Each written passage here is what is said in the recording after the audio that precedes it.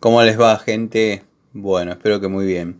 Este es un video cortito de Siciliano en su taller para mostrarles esta llave híbrida Baco PU 1617 se podría bautizar, dado que bueno, de la 17 se me explotó la estría y de la 16 se me rompió la boca. Entonces bueno, esta llave es muy útil en los motores de Fiat, dado que se necesitan estas dos medidas y bueno, por el largo de las llaves comunes no entran o tocan en distintos lugares.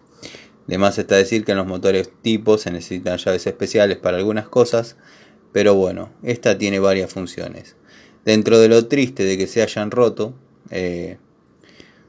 tienen una funcionabilidad bastante buena dentro del taller.